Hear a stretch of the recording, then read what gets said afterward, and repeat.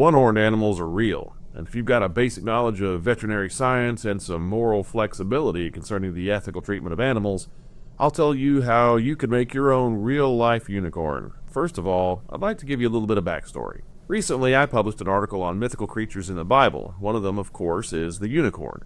Whenever I say the unicorns are not in the Bible, the typical response is, well, it's right there in the King James English. So I explain that this is a mistranslation from the original Hebrew. The term originally meant something like a wild ox. But unfazed, people will inevitably say, yes, but what about the Elasmotherium?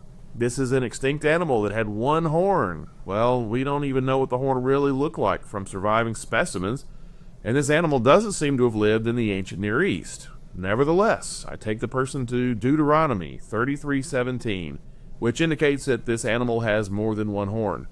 Undaunted, some people respond with, well, it could have been a rhinoceros. Still, no, that's not what the word means. But one Facebook response to my article got my attention. It said that the unicorn in the Bible referred to the Lancelot goat. Well, I'd never heard of this creature. Admittedly, I was intrigued, so I found some pictures online of this animal that looked like a goat with only one horn, and I investigated. The official story goes something like this. One day in July of 1984 in the city of Houston, Texas, Lancelot the living unicorn just wandered up to a tent belonging to the Ringling Brothers and Barnum and Bailey Circus. The carnies took him in, and then they toured the country so that men, women, and children of all ages could witness this magical aberration of nature for themselves. But here's the real story. Lancelot's original owner was a man named Oberon Zell, a self-identified wizard who's into neo-paganism and polyamory. Zell had read about the work of a biologist from the 1930s who discovered a procedure that could be used to fuse together the horns of an animal. The trick relies on a simple understanding of bovid physiology. You see, animals like goats and cattle are born with horn buds. These are nubs in the skin of the head that quickly attach themselves to the skull after birth and then begin growing horns. But with some minor surgery, these buds can be positioned close together so that they will grow together as one when the animal gets older. In fact, there's an old video of Dumbledore's cousin here describing the process.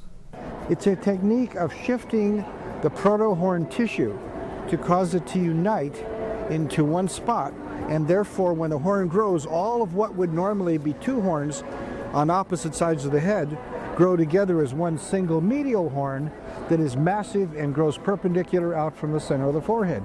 Well, Zell did this numerous times with other animals. The circus took several of them on tour, much to the delight of children in the crowds, but also much to the consternation of animal welfare organizations like the Humane Society and the ASPCA, not to mention other groups like the U.S. Department of Agriculture, who were all very interested in the means by which these so-called unicorns were produced.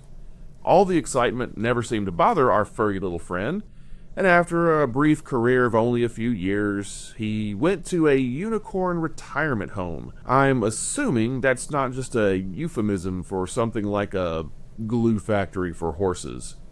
While Lancelot the living unicorn was an interesting little fellow, it doesn't really say anything about unicorns in the Bible, which don't exist, unless you make your own. But you do have to be careful, because non-therapeutic procedures on animals that are intended for entertainment purposes only actually do violate a host of animal welfare laws. So, it looks like unicorns do exist in mythology and in mistranslation, but really nowhere else.